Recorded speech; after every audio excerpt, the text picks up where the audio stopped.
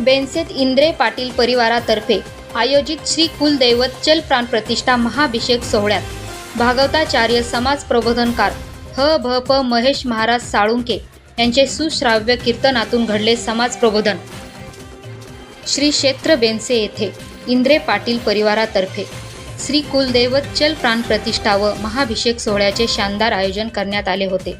या निमित्त विलास रमाकांत इंद्रे यांच्या निवासस्थानी सलग 2 दिवस विविध धार्मिक विधी सांस्कृतिक कार्यक्रमाचे आयोजन करण्यात आले होते.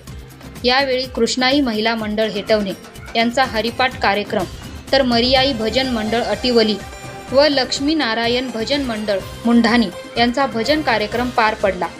समारोप कार्यक्रमात पाटणौली पनवेल येथील भागवताचार्य समाज प्रबोधनकार ह.भ.प. महेश महाराज साळुंके यांचे सुश्राव्य कीर्तन व प्रभावी प्रबोधन कार्यक्रमाने उपस्थितांची मने जिंकली. या कार्यक्रमात विविध क्षेत्रात उल्लेखनीय कामगिरी करणाऱ्या मान्यवरांचा सन्मान करण्यात आला. या कार्यक्रमास इंद्रे पाटील परिवार व पंचक्रोशीतील नागरिक मोठ्या संख्येने उपस्थित होते. Dhammasheel Sawant, news bureau, Raigad.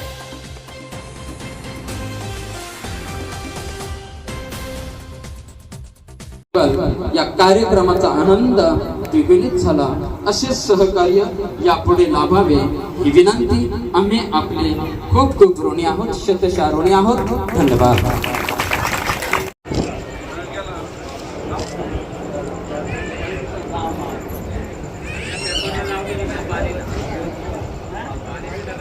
असा एक आमच्याच परिवारातील अष्टपैलू खेळाडू ज्यांना वॉटर पोलो मध्ये आपले यशस्वी श्री ज्ञानदेव तुकाराम पंढरीनाथ भगवान की जय. धन्यवाद. महाभारत, तुकाराम गाथा, ज्ञानेश्वरी, दासबोध, एकनाथी भागवत हे सर्व आपणास मुखोद्गत आहे. ज्ञानी थोर संत विभूती आमच्या नम्रतेला मान देऊन वाणीला पूर्ण विराम. विठ्ठल जय.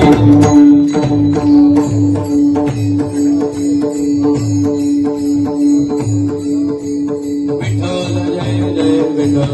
कुंडली कमलधारी विठ्ठल श्री ज्ञानदेव तुकाराम गोपाल कृष्ण भगवान की जय.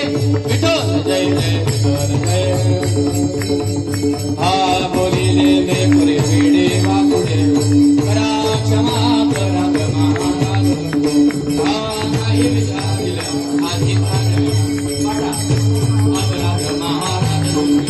राम हे ज्ञानेश्वराला प्रमाण करा क्षमा अपराध महाराज.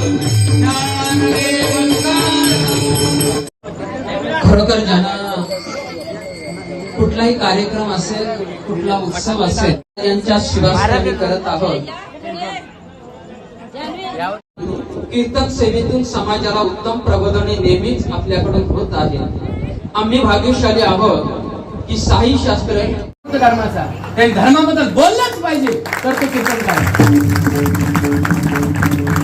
ज्ञानोबा सांगायचेच, तुकोबा सांगायचेच, पण तुकोबा सांगत असताना मावळच्या प्रांतातून ज्या वेळेला अनेक अनेक अनेक 16-17 वर्षाचे मावळे स्वराज्याच्या मोहिमेमध्ये जात होते तेव्हा राजांनी विचारलं, अरे ऐन तारुण्यात तुम्ही या स्वराज्याच्या करता प्राणाचे बलिदान देण्याकरता येता कसे? तुम्हाला कोण शिकवतं? तुम्हाला मोटिवेशन कोण देतं? तुम्हाला प्रेरणा कोण देतं? त्यावेळेला सांगितलं तुकोबारांची कीर्तन आमच्या गावामध्ये होतात आणि तुकोबारा आम्हाला सांगतात आपलं जीवन जर जगायचं असेल तर स्वराज्याकरता बलिदान जरी झालं तरी आपलं जीवन कृतार्थ होईल. आम्ही ते ऐकलं आणि स्वराज्याच्या करता आम्ही बलिदान करतात आणि म्हणून मावळे जमले. इथं मावळे जमतात कधी? रविवार.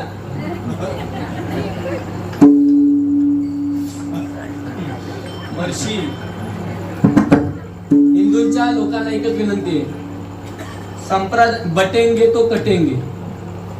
एक विनंती, संप्रदाय ह्या गावात बिलसा ना, संप्रदाय कुठलाही असू द्या, वारकरी असू द्या, बैठकवाले असू द्या, कुठलाही संप्रदाय असू द्या, ते संप्रदाय बाजूला ठेवा. त्याच्या आधी आम्ही हिंदू धर्मीय हा एकच विचार प्रत्येकाने ठेवा तर संप्रदाय. जेवढे माझे महाराज मंडळी आहेत प्रत्येकाचे गुरु वेगळे असू द्या, काही असू द्या, कुठलीही परंपरा आपल्याला ती उद्धार करण्याकरता साधने करता परंपरेचा आश्रय आपण घेतो, पण ती परंपरा त्या पांडुरंगाच्या भक्तीची आहे. तो पांडुरंग एकच आहे. म्हणून वारकरी वेगळ्या परंपरेत असला तर तो एकाच पांडुरंगाचा आहे हे ठेवून धर्म म्हणून एकत्र या, तर आपण पुढे काहीतरी क्रांती करू. नाही तर अजिबात काय होऊ शकत नाही आपल्यातून. मी एवढं सांगतो, दुसऱ्या धर्माला मी नावं ठेवत नाही. एक लक्षात घ्या, कुत्री भुंकणारी किती असू द्या, आपण जर कट्टर असलो ना, कोणाच्या बापाची हिंमत नाही आपल्या पुढे यायची. फक्त हिंदूंनी कट्टर कट्टर नाही तर काय नाही. गर्विषय कह हम हिंदू हे दलिद्र मेलास तू. छाती पुढे आली पाहिजे तुझी. छाती जेव्हा तुझी पुढे येईल तेव्हा तुझं हिंदुत्व तुझ्या चैतना निर्माण करेल आणि चैतन्य निर्माण करेल. म्हणून असं करा, बाकी दुसरं काही नाही. एकाच्या कैवारी उगवी अनेकांची गोडे, दुसरं काय नाही. अभंग हा आश्रय आहे व्याख्यानाकरता.